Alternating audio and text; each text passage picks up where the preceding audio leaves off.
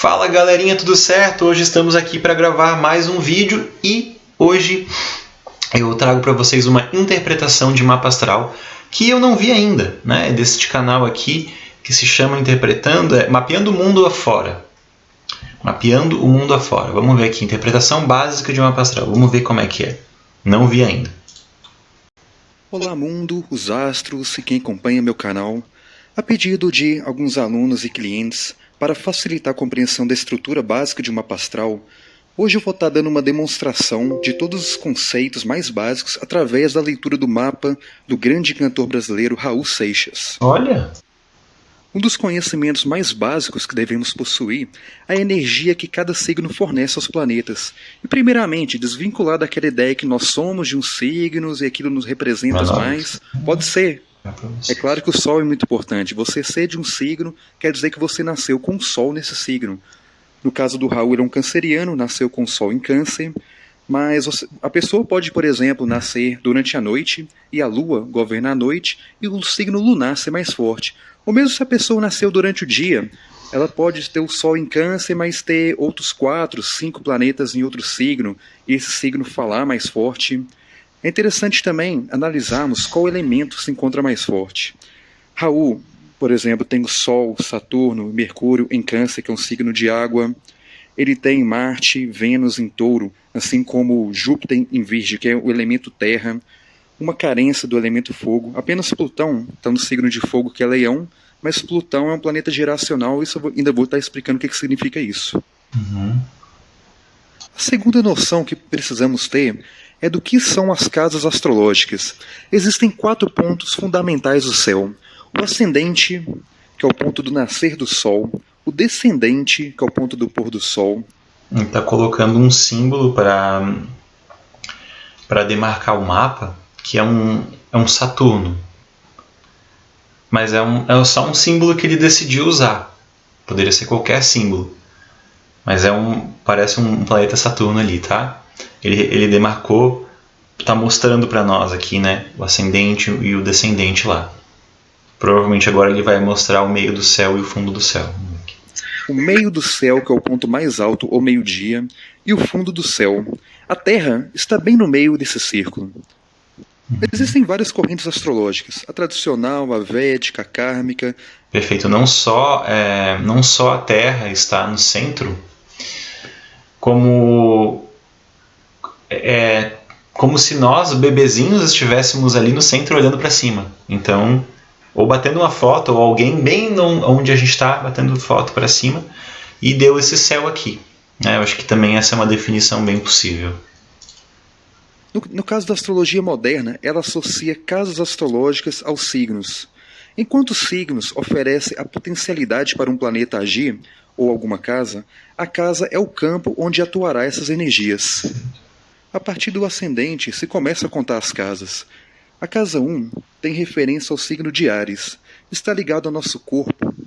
A expressão muitas vezes é mais forte do que o próprio signo solar. A forma como nós nos mostramos, temos contatos mais imediatos e diretos com o mundo, nossos impulsos, desejos. Enquanto a casa 12 é a casa que revela tendências de vidas passadas.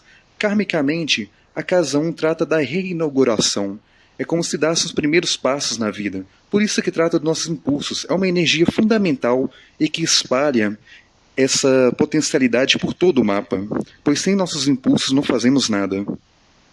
A casa 2, em referência ao signo de Touro, revela nossas bases e estruturas da vida. Principalmente valores morais e valores financeiros também. Como lidamos com a vida financeira, se somos mais soltos, mais fechados, se temos sorte ou não. Enquanto a casa 3, a casa referente ao signo de Gêmeos, lida com irmãos, vizinhos, tudo que é próximo, a mente, comunicação. Essa é a Zion, um portal de...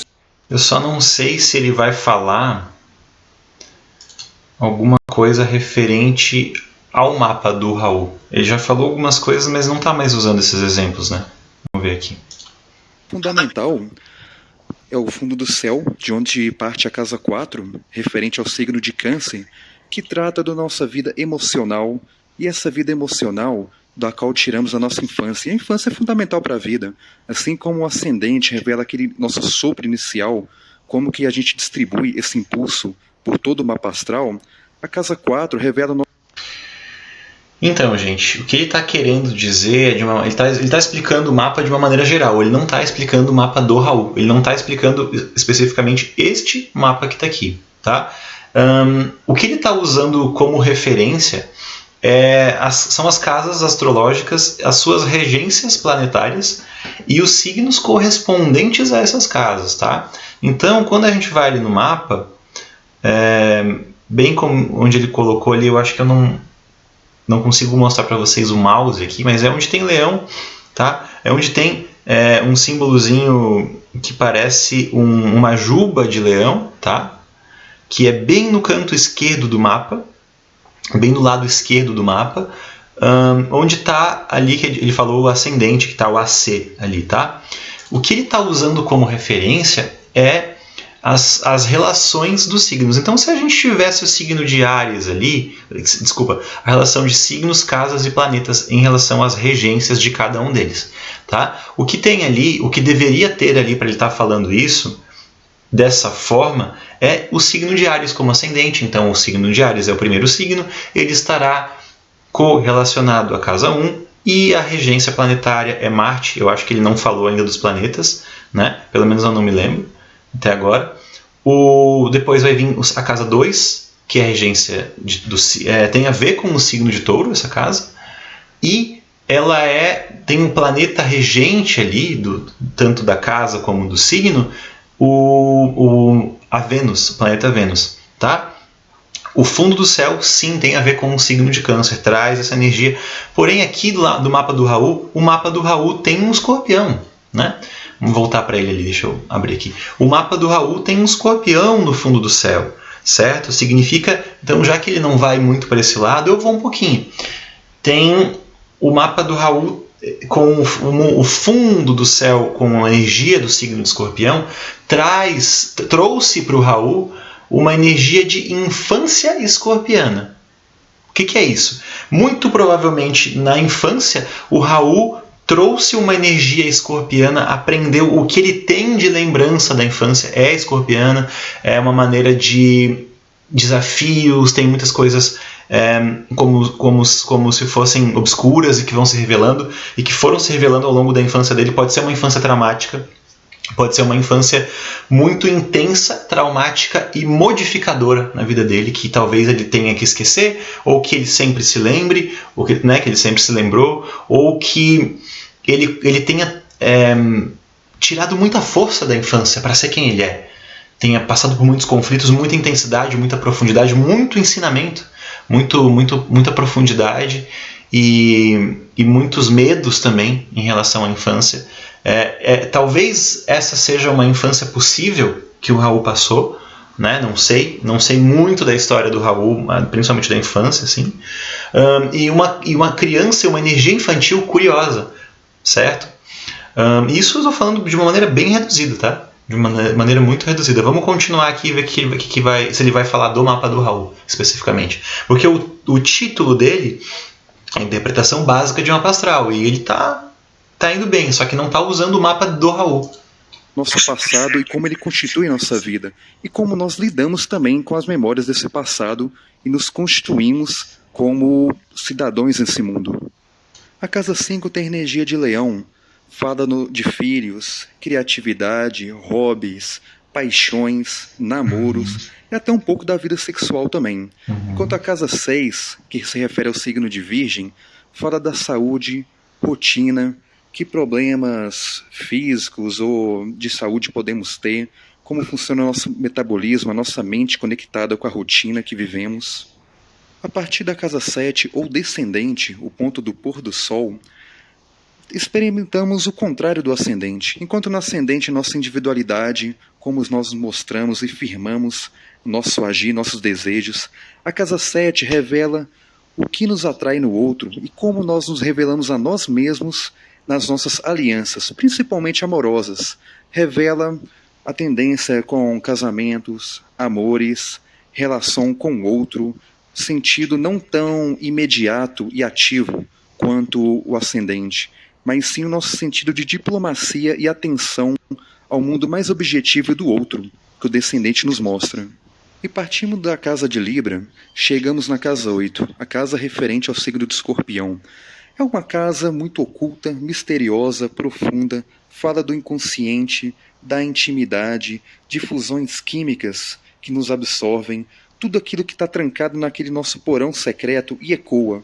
Karmicamente pode ter o sentido de aquilo que a gente negligencia em vidas passadas e nessa vida está muito enraizado e ecoa dentro da gente, nossos segredos, como nós lidamos com a nossa sexualidade, tudo que é muito profundo, seria bem o fundo da nossa alma. É uma casa que faz a gente olhar para os nossos bloqueios, aquilo que muitas vezes negligenciamos ter consciência nessa vida. E já na casa 9, que se refere ao signo de Sagitário, falamos não desse inconsciente trancafiado, mas da nossa consciência mais ampla. É a casa da amplidão dos horizontes. Que caminhos estão abertos na nossa vida, que jornada evolutiva, espiritual, filosófica temos que ter em vida. É a casa da liberdade, do nosso encontro com a espiritualidade. E na casa 10, o meio do céu, o ponto mais elevado, talvez seja o ponto mais importante do mapa astral. É o ponto que pode revelar a nossa missão de vida nesse mundo. Não só essa casa, mas vários outros fatores, mas essa casa em especial, em oposição à casa 4, que fala da nossa infância e sentimentos, a casa 10 ela vai apontar a nossa missão e vocação. Por isso que ela está relacionada também com a nossa carreira profissional. É uma casa que não vai dar nada de graça, como é o ascendente, aquele dom inicial, a casa 4, que já nos enraiza nesse mundo. É uma casa, a casa 10, que nós temos que lutar por adquirir aqueles dons. Muitas vezes, o que está na casa 10 é o que menos temos desenvolvido, porque é a casa que dá bloqueios, dá um pouco de entravamento, justamente para que trabalhemos com esforço através desses bloqueios, e ficamos bons nisso. Por isso que é a casa do trabalho, que é a casa que pode transformar bloqueios em dons. E partindo da casa referente a Capricórnio, temos a casa de Aquário, que é a casa 11, que fala de grupos, é a casa do espírito, é a casa que revela a nossa projeção social. E por fim a casa 12, referente ao último signo, o signo de Peixes. Trata de vidas passadas, sacrifícios, prisões, mas assim como a nossa limpeza do ego através da compaixão. É a casa que revela vidas passadas, tendências que podem ser confusamente introduzidas nessa vida, justamente por ser aquelas sombras do passado. Outro passo fundamental para compreender o mapa astral é saber a energia de cada planeta. O Sol representa o nosso brilho pessoal, a nossa força, o nosso poder. No caso do Raul, está na casa 12, onde a pessoa é meio metamorfose ambulante mesmo, não se conhece. Opa, agora ele vai falar do mapa do Raul especificamente. Acho que é isso. Vamos ver o que vai vir aqui. Bem, tem a personalidade mais confusa. A Lua representa a nossa infância, sentimentos, nosso enraizamento nesse mundo. E no caso dele que tem a Lua em Aquário, os sentimentos ele ficam muito móveis demais, muito lógicos, muito racionalizados. Mercúrio é o planeta da mente, dos interesses, da comunicação. No caso de Câncer, tem a mente mais passional. Vênus é o planeta da harmonia, do amor, do outro, da estética. Está na casa 10, que é a casa da vocação, isso é muito comum para artistas. Marte é o planeta que revela nossos impulsos imediatos, tem uma conexão direta com o ascendente. No caso de Touro, a pessoa é muito cabeça dura, muito firme naquilo que propõe. Júpiter é o planeta da ampla consciência filosófica, tem a ver com espiritualidade, com o lado financeiro. E justamente na casa 2, que é a casa das finanças, é muito bem-vindo. A pessoa que tem Júpiter na casa 2 é o caso de Bill Gates também, assim como Raul Seixas. O Júpiter falar diretamente de finanças e Júpiter na casa 2 ser muito bem-vindo são pontos que eu tenho que trazer o que eu penso, né? Eu acho que Júpiter tem a ver com expansão. Pode ter a ver com finanças, principalmente na casa 2. Mas Júpiter em si, na minha visão, não tem ligação direta com finanças. Júpiter em si tem a ver com expansão e prosperidade, sim. Falta de limites, expansão, né? E se ele está na casa 2, ele pode ter a ver com fama, com dinheiro, né? Com posses, né? Acho que mais do que com fama mesmo, dinheiro, posses, bens materiais, expansão material. E aí fica um questionamento sobre o Júpiter na casa 2. Se só um questionamento, né? Não sei se é o caso dele. Se esse Júpiter estivesse na casa 3, ele ia dizer, é muito bem-vindo? Se esse Júpiter estivesse na casa 4, ele também ia dizer isso? Então eu achei interessante essa perspectiva. Beleza, muitos astrólogos trabalham sempre, ou quase sempre, que Júpiter é muito bom, Saturno não é tanto. Eu não vejo dessa forma, muito embora a minha escola inicial de estudo seja a escola clássica, né? Mas eu não vejo dessa forma apenas. Eu acho que tem que fazer uma costura aí com o mapa, ver. Vamos até ver o do Raul.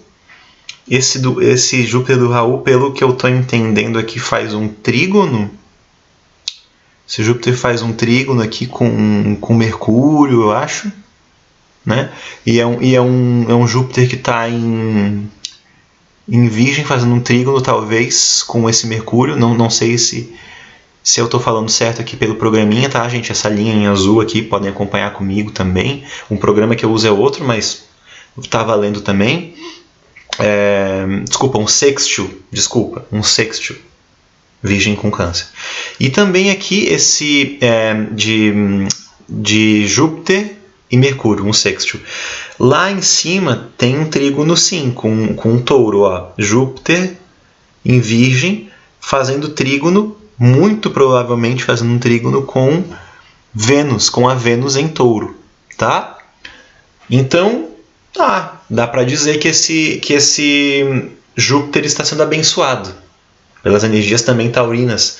Então, nesse sentido aqui, vamos ver se ele vai falar, muita prosperidade material sobre aquilo que tem a ver com expansão material, quando se tem a ver com essa força que está lá em cima no touro, né?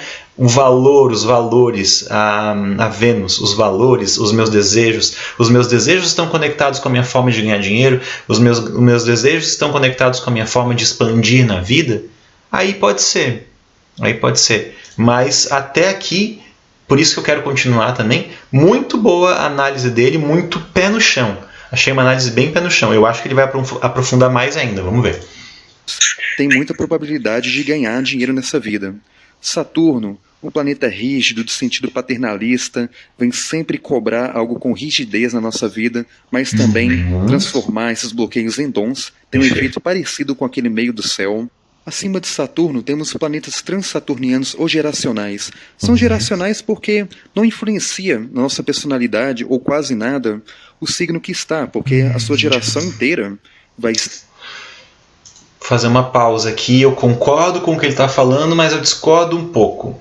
E não tem nenhum erro dele, nenhum erro curricular, nenhum erro de estudo, tá? É uma questão mais minha. Eu acredito que a gente não pode ir dessa forma, trabalhar dessa forma, né? Eu acredito que tem que ser um trabalhar um pouco mais brando, principalmente quando a gente fala de casas, planetas e signos, tá? Mais uma vez, gente, é a maneira que eu interpreto, que eu trabalho. Cada um trabalha de uma maneira, certo? Deixa eu diminuir um pouquinho aqui. Eu não consigo colocar minha tela por cima, mas tudo bem. Tá, por que eu estou falando isso? Existem estudos bem profundos, eu não sei quanto tempo ele estuda, né, mas não estou desqualificando ninguém aqui. Muito pelo contrário, estou gostando muito dos pontos que ele traz, né? Mas a gente tem que sempre perceber em astrologia que... Vamos falar de casas, tá? Vamos falar de casas astrológicas. A casa 1 se relaciona muito com o signo de Áries e se relaciona muito com a energia do planeta Marte, certo? Porém, a casa 1 não é Áries. A casa 1 não é Marte.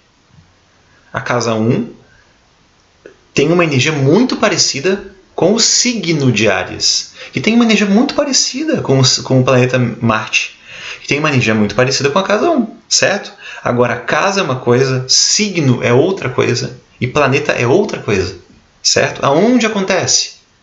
Que área da vida? A casa vai nos dizer qual é o lugar, aonde na vida, em qual parte da vida está acontecendo aquele evento, né? Por isso que eu digo, e as casas vazias não são importantes? Elas são importantes, mas as casas com planetas são muito mais importantes, porque tem aspectos acontecendo ali, né? Como se eles sempre estivessem na nossa personalidade, aspectos importantíssimos da nossa personalidade. Eu vejo que o que pode acontecer, o que pode ter na nossa personalidade são os planetas que vão dizer de que forma, com qual energia, com qual roupagem, né? Com qual vestimenta, de que maneira, com qual estilo, o signo. Isso eu estou falando de uma maneira muito resumida, mas muito resumida mesmo, tá? Vamos seguir aqui, que senão eu falo mais do que qualquer um. Vai ter eles nesse signo, né? Urano, então, tem a ver com mudanças bruscas, nosso lado social. Netuno é o planeta da confusão, nebulosidade, rastros de vidas passadas, enquanto Plutão, o último planeta, é considerado planeta na astrologia, tem a ver com o nosso inconsciente, com a sexualidade, nossas fusões nesse mundo. Então, nesse curso de treino, o que é interessante, tá, gente? Que ele até falou. Ele falou que Plutão tem a ver com sexualidade. E tem. Não é essa questão. Tem a ver. Só que a casa 8 tem muito mais a ver, na minha visão, com sexualidade. E o signo de Escorpião tem muito mais a ver com sexualidade do que Plutão.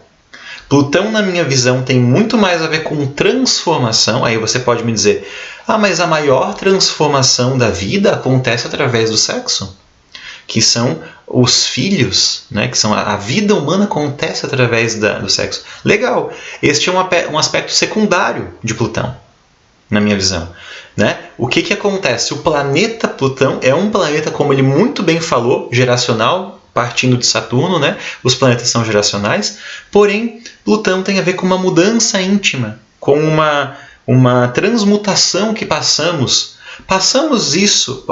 por essa transmutação que tem a ver muito com a energia de Plutão quando estamos na puberdade, tem a ver com a sexualidade? Sim, passamos por uma grande transformação, seja homem, seja mulher, seja qualquer forma, né, de gênero ou enfim. Depois que tivemos a nossa primeira relação sexual, sim, passamos. Mas e quais outros momentos também passamos?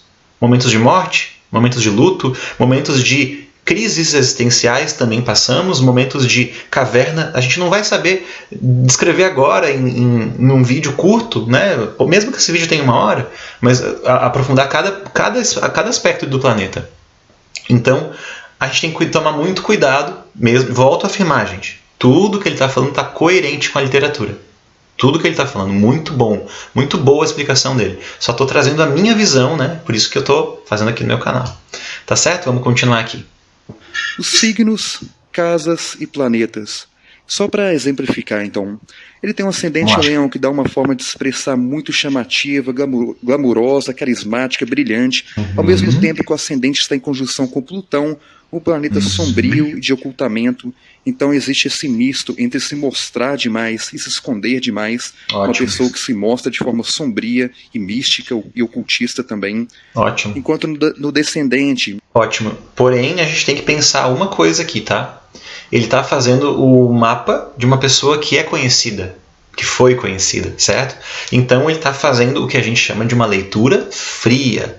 Temos que ter isso em mente, tá? O que é uma leitura fria? Leitura fria é quando eu estou falando de dados, eu tenho os dados aqui e eu conheço quem eu estou falando, né? Por isso que é um pouco mais complicado quando você faz um mapa astral de uma pessoa que você conhece, de um familiar, quando você faz uma terapia com algum familiar, E por isso que tem uma certa ética. A astrologia, eu desconheço se tem essa ética dentro da astrologia, se existe essa ética, porém eu acredito que o bom profissional tem isso em mente, né? Que a gente está conhecendo a pessoa, então a gente tem que tentar se distanciar, o que é praticamente impossível. Por isso que eu digo que tem que ter a ética aí dentro, tá, gente? De cada um, uma questão de cada um mesmo, né?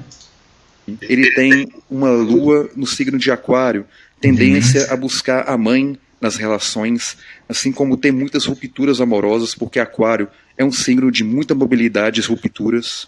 Raul Seixas também nasceu com Marte e Vênus no meio do céu.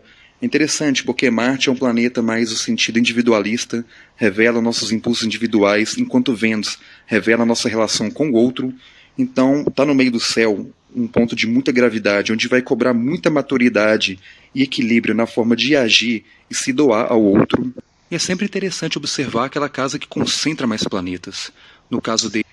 No caso do Raul, olha que interessante, esse Marte e Vênus em Touro. O signo, um dos signos que mais tem a ver com a energia masculina, talvez o que mais tenha, no signo de Touro, e o planeta, desculpa, o planeta que tem mais a ver com a energia masculina está em Touro, e o planeta que tem mais a ver com a energia feminina também está em Touro. Muito interessante isso. Então ele condensa ali em Touro, com a energia taurina, o elemento, um planeta que é muito masculino e outro que é muito feminino. Interessante isso, talvez essa contradição dentro do Raul, essas energias de ambas as polaridades, masculina e feminina, né? Não sei também, eu estou fazendo agora, tá, gente, esse mapa junto com ele aqui, mas me chamou a atenção, né? E também que ele estava falando da questão do meio do céu, interessante isso também. Essa casa 12 está muito bem preenchida, e é onde ele se mostra esse canceriano sem lar que ele é. Tem uma música com esse nome. Porque é uma casa que tira a estrutura, a fixidez, o chão da pessoa. É a casa que dissolve, é aquela casa que introduz coisas confusas na nossa vida, justamente para a gente realizar aquela limpeza, para estarmos abertos para aquele mar da vida. O mar, o planeta Netuno, são um dos símbolos dessa casa. Então ele tem Mercúrio aqui que se deixa invadir por todo tipo de ideias. Às vezes ele é Hare Krishna, ele é satanista, ele é ateu, e vai saber mais o que. É uma pessoa então totalmente tomada por energias externas, uma pessoa aberta, não é uma pessoa com divisas e fronteiras bem rígidas. Bom, mas o objetivo aqui é só exemplificar um pouco e não focar tanto no mapa dele. Tá bom. E vale também falar de outras coisas que são fundamentais também para a interpretação de mapa astral. Uma delas são os aspectos planetários, porque os planetas eles não estão simplesmente isolados num signo ou numa casa, mas eles têm trocas energéticas entre si que se influenciam mutuamente. Um dos aspectos mais fortes que existe no mapa é a conjunção, é quando um planeta está bem próximo do outro. É o caso aqui de Mercúrio e Saturno. Tudo bem que existe 7 graus de diferença, cada signo tem 30 graus, ele tem Saturno aos 13 graus de Câncer e Mercúrio aos... Vale salientar, gente, que o que ele está falando aqui é o que vale para a conjunção. Depois ele vai falar o que vale para sextil, o que vale para trígono, o que vale para oposição, o que vale para quadratura, o que vale para oposição, né? O que vale para... Não sei se ele vai usar aqui incúncio. Mas 7 graus para uma conjunção, tem astrólogos que variam essa opinião. Pode ser 5, pode ser até 10, né? Já vi também. Mas entre 5 e 8, entre 4 e 8 é uma boa referência. Tá? Eu acho 5 bem fiel. 5 bem fiel. Então, você tem um Marte a 5 graus na casa 2, e você tem um Mercúrio a 8 graus. Então, tá entre essa orbe aí de 5 graus, tá? É uma referência boa. Acho que ele está usando 7 pelo que a gente ouviu aqui, né? Mas também tá legal. Aos 20 graus de Câncer, não é uma conjunção muito forte, mas já é uma troca energética. Um planeta influencia o outro. Tá bem então, por exemplo, uma pessoa com Mercúrio e Saturno em conjunção é aquela pessoa que tem a mente dela e comunicação, temas de Mercúrio, muito influenciadas por Saturno, que é um planeta mais fechado, mais um tom científico, mais analítico, observador. Então é uma pessoa com uma tendência filosófica muito forte na mente. Um aspecto um pouco mais tenso é a oposição, marcada por essa linha vermelha que existe entre Plutão e a Lua. A oposição ela sempre faz uma troca energética entre dois planetas em signos opostos, pegando o que há de complementar, mas também distante um do outro. Existe também a quadratura, que é uma relação de aproximadamente 90 graus de um planeta para o outro. No caso, ele tem a Lua e Marte em quadratura, que é um aspecto mais travado, mais tenso, dificultoso. Então, o que a Lua pode estar em relação com Marte? Muitas vezes, pavio curto, infantilidade. Então, o Raul Seixas pode ter dificuldade para trabalhar com isso em vida. E outros dois aspectos que já são mais benéficos são o trígono, que Raul Seixas tem um ótimo trígono entre Júpiter, que você pode ver aos 20 graus de Virgem, e Vênus, que está aos 20 graus de Touros, fazendo ótimas transmissões de heroísmo um planeta para o outro, jovialidade, expansão, na voz, na forma e liberdade de amar. E também existe o sextil, que é uma liberdade de amar com Mercúrio em Touro. Leitura fria. Uma troca energética de aproximadamente 60 graus, que ele tem também de Mercúrio para Júpiter e Mercúrio para Vênus também. Então, o Mercúrio dele pode ver que é como a ponta de um triângulo entre Júpiter e Vênus. Isso é muito benéfico. Isso ajuda nos ideais, na expansão da voz, o sentimento aplicado à comunicação, a arte muito elevada. E o difícil de se analisar um mapa astral é sintetizar isso tudo, porque cada planeta está recebendo uma enxurrada de energias. É interessante para a gente compreender, para colocar um pouco no pé no chão, entender qual é a nossa multifiguras do nosso planeta mais forte. Com uma série de cálculos a gente pode descobrir isso.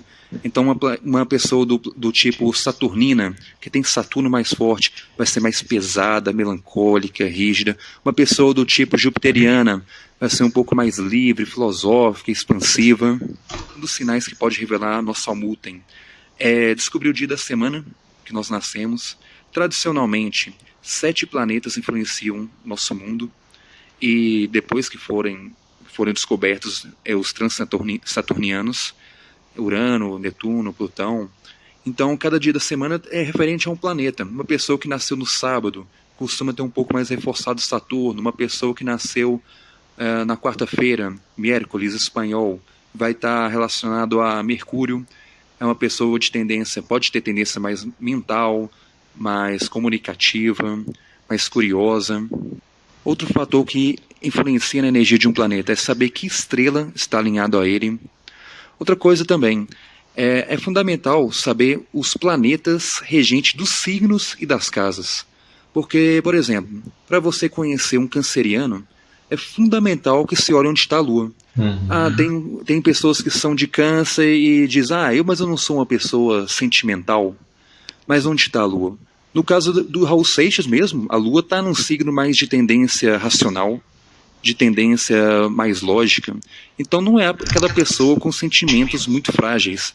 É uma pessoa que sabe racionalizar mais os sentimentos. E por aí vai. Se você quiser conhecer uma pessoa com Sagitário forte, dá uma olhada onde está Júpiter, que rege Sagitário.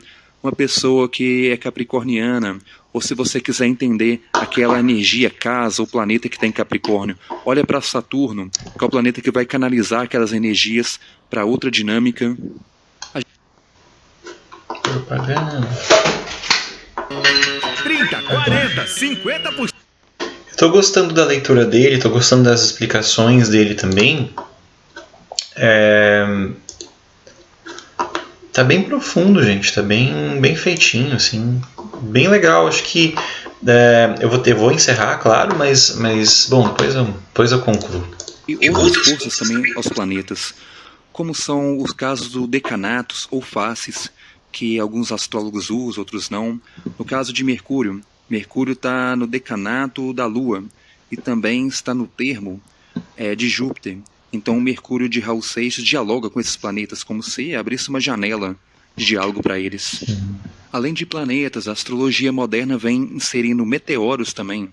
Inclusive, o único que está assinalado aqui é o meteoro Quiron, ele tem eu pelo menos vejo uma associação muito forte com o signo de Virgem. Ele tem a natureza virginiana, está relacionado a nossas curas, nossas feridas em vida, na maioria das vezes muito benéficas. Onde ele passa, ele tem esse efeito de cirúrgico na nossa vida. Meteoro Pallas também vem sendo muito usado, Meteoro Ceres, aos poucos eles vêm sendo desvendados pelos astrólogos. Outro ponto muito importante também no mapa astral é o eixo nodal, que trata do sul e do norte. Aqui nesse mapa a gente só vê assinalado o nó do norte aos 9 graus de Câncer. A que se refere? O nó do sul, ele traz tendência de vidas passadas, dons já herdados, nossa zona de conforto, aquilo que já temos. E o nó do norte, ele aponta para nosso caminho evolutivo. E geralmente até a contragosto, aquilo que a gente tem que trabalhar em vida. Então, não é por acaso que Raul Seixas desenvolveu a sua fama. Quem está em conjunção com o Sol, seu poder pessoal, assumir ser essa metamorfose ambulante. Ele pode ter no fundo muita rigidez, muita resistência capricorniana, mas ter desenvolvido ao longo da vida essa maleabilidade, essa soltura nos sentimentos, nessa fragilidade que é ter um Sol em Câncer na casa 12. Então nem tudo no mapa astral vai ser algo sólido, algo rígido. Pontos como o eixo nodal, que nem é algo físico. Lilith, que é um mistério para a astrologia, cada astrólogo descreve de um jeito, seria o lado negro da lua, nossos desejos ocultos, aquilo que se revela como um dom a se revelar, nossas sombras, nossas faltas. É algo também presente na astrologia de hoje e que os astrólogos ainda têm cautela sobre falar sobre isso. Então vocês podem perceber aí que a dificuldade mesmo de fazer essa análise astral é você sintetizar isso tudo, ver o que está mais forte, o que predomina, o que realmente é secundário, aquilo que é meio balela e as pessoas falam muito por aí sobre astrologia, a gente não deve aceitar facilmente.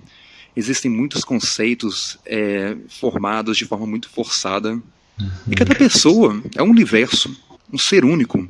Então, para a gente entender o mapa astral de alguém, a gente tem que parar, às vezes, de ser um pouco quadrado, tal planeta em tal casa, e fixar demais naquilo, e saber se jogar nessa dinâmica e atingir o coração do mapa astral, e responder aquela pergunta essencial: o que essa pessoa veio fazer nesse mundo?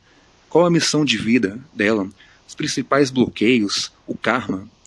Então, é até difícil você separar a tendência de vidas passadas com esses passos dessa vida presente. Às vezes a gente tropeça nas mesmas pedras, nessas causas e efeitos que embaralham tendências passadas, presentes e o nosso futuro. Então é isso, galera. Obrigado por me acompanhar. É complexo, mas esses são os principais fundamentos básicos ainda para se compreender um mapa astral. Você pode aplicar outras técnicas, isso aqui não é absoluto, isso aqui é só meu ponto de vista do que é essencial. Existem toques pessoais, outras técnicas, outros pontos de vista que também cabem muito bem numa análise astral. E qualquer comentário, qualquer dúvida, pode perguntar na parte dos comentários que eu tento solucionar. E é isso aí. Viva Raul! Não vai ter mais nada aqui.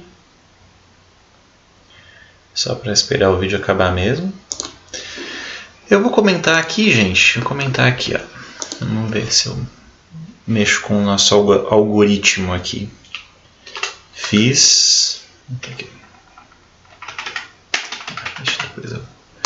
Depois eu comento.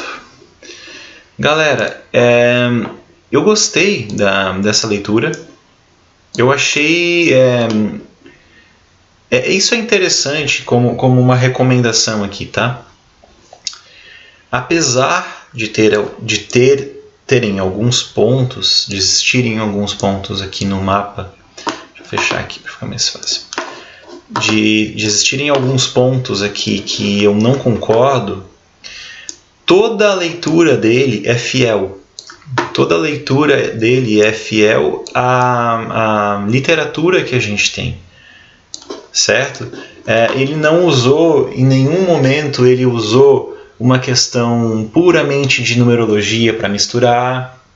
ele não usou uma questão de tarô para misturar. Não é problema tarô, o problema não é o tarô, o problema não é a numerologia, o problema é você contratar um mapa astral e esse mapa astral estar contaminado com outras informações.